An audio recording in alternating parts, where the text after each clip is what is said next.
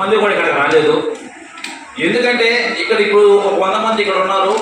మేము ఇంచుమించు 600 నుంచి 700 సమస్యలు, ఏ ఒక్కటి మా కుటుంబ సమస్య కాదు, మా వ్యక్తిగత సమస్య కాదు, వాళ్ళు ఎవరో కూడా మాకు తెలియదు. ఒక మెసేజ్ మేము విధంగా ఇబ్బంది పడుతున్నామంటే మా ఖర్చులు పెట్టుకొని, మా పెట్రోల్ పెట్టుకొని ఊర్లకు వెళ్ళి కూడా సమస్యలు పరిష్కరించిన రోజులు ఉన్నాయి.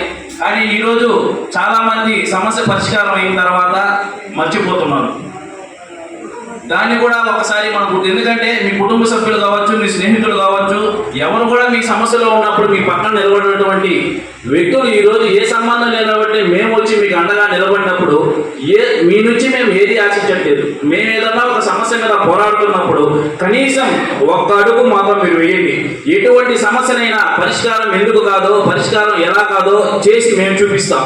మీరు ఏమీ చేయాల్సిన పని లేదు. మేము వేసేటటువంటి ఏదైనా కూడా ఒక సమస్య మా దృష్టికి వచ్చినా దాన్ని ఖచ్చితంగా దాంట్లో న్యాయం ఎంత ఉంది, అన్యాయం ఎంత ఉంది అనేదాన్ని చూసుకొనే మేము ముందుకు వెళ్తాం. ఒకవేళ వాళ్ళ తప్పిదం ఉన్నా వాళ్ళకి ఖచ్చితంగా మీదే తప్పు అని చెప్పి తెలియజేస్తాం.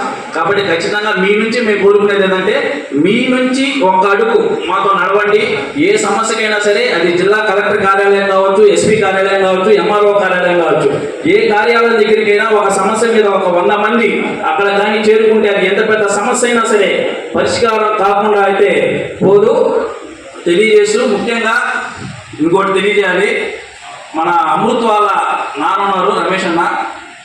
ఖచ్చితంగా ఈరోజు ఇంతమంది మమ్మల్ని పొగుడుతున్నారన్నా, లేదు మేము ఇంత సేవా కార్యక్రమాలు చేస్తున్నామన్నా, లేదు మా గురించి ఇంతమంది చెప్తున్నారన్నా కూడా దానికి ముఖ్య కారణం రమేష్ అనే చెప్పాలి. ఎందుకంటే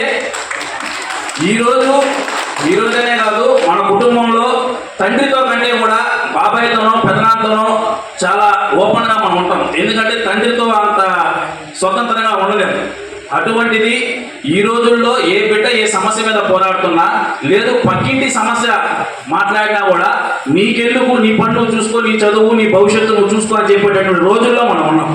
అటువంటిది ప్రజా సమస్యల కోసం, ప్రజల కోసం నిరంతరం పోరాడమని చెప్పని, వాళ్ళ బిడ్డను ప్రజాశ్రేయస్ కోసం ఇక్కడ పోరాడమని చెప్పి సపోర్ట్ చేసినటువంటి రమేష్ అన్న గారికి హృదయపూర్వక ధన్యవాదాలు తెలియజేస్తూ, అలాగే ఎక్కడ కూడా ఎప్పుడు ఏ సమస్య ఉన్నా, ఏ ఇంట్లో అయినా సరే ప్రతి తండ్రికి ఏం చెప్తాడంటే, మీ బిడ్డ చదువుకోవట్లేదు, మీ బిడ్డ అక్కడ తిరుగుతున్నాడు, మీ బిడ్డ పని మీ బిడ్డ చూసుకోవచ్చు కదా, ఈ చెప్పి డిక్లేర్ చేస్తుంటారు. అలాగే కొన్ని 100 సార్లు కొన్ని 100 మంది చెప్పడం కూడా జరిగింది.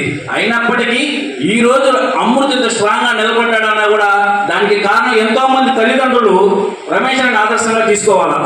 ఎందుకు ఆదర్శంగా తీసుకోవాలంటే, మన యొక్క బాధలు కావచ్చు, మన యొక్క కష్టాలు కావచ్చు, మన యొక్క సమస్యలు కావచ్చు, అవన్నీ కూడా బిడ్డలకు ఏ రోజైతే తెలుస్తాయో ఆ బిడ్డలు ఆ రోజు నుంచే సన్మార్గంలో నడవడం అనేది మొదలవుతుంది. ఆ విధంగా చిన్నప్పటి నుంచి అమృత్ని తిప్పాడు కాబట్టి ఈరోజు ప్రజల సమస్య తన సమస్యగా భావించి ఈరోజు వాళ్ళ కోసం పోరాడేటటువంటి ప్రయత్నం అనేది చేస్తున్నాడు. ఆ విధంగా తిప్పకపోయి ఉంటే సమస్యలు అనేది తెలిసేవి కాదు, ప్రజలు పడేటటువంటి ఇబ్బందులు కూడా తెలిసేవి కాదు. కాబట్టి ప్రతి ఒక్కరు కూడా సమస్య నాది, పక్కింటి బిడ్డ పోరాడాలా, నా సమస్య కోసం ఆ బిడ్డ వచ్చి రోడ్డు మీదకి వస్తే నా సమస్య పరిష్కారం కావాలా అనేది వదిలేయండి. ఖచ్చితంగా మీ సమస్య కోసం మీరే నిలబడాలా, మీ సమస్య కోసం మీరే పోరాడాలా అనే దాంట్లో రండి.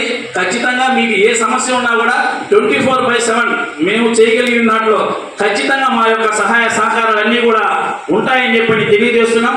ఇంత సమయాన్ని వెచ్చించి మా కోసం ఇక్కడ ఉన్నందుకు ప్రతి ఒక్కరికి కూడా హృదయపూర్వక ధన్యవాదాలు. ఎందుకంటే ఒక్క పిలుపుతో 100 మంది ఉన్నారు, ఇప్పుడు కూడా 100 మంది ఉన్నారు. ఎక్కడైనా మన మీటింగ్ పెడితే వస్తారు, కనిపిస్తారు, ఏదో మా అటెండే చేసుకున్నాం కదా వెళ్ళిపోదాం, మన పని అయిపోయిందని వెళ్ళిపోతారు. కానీ ఒక పక్క ఆకలి చేస్తున్నా, ఒక పక్క సమయం ఎక్కువైనా ఇంకా ఉన్నారంటే నిజంగా ధన్యవాదాలు తెలియజేస్తున్నాం. ఖచ్చితంగా మీ యొక్క నమ్మకాన్ని ఇంకా గట్టిగా మేము ముందుకు తీసుకొని వెళ్తాం. భవిష్యత్తులో దీన్ని ఇంకా ఉన్నత స్థానానికి తీసుకెళ్తామని తెలియజేస్తున్నాం.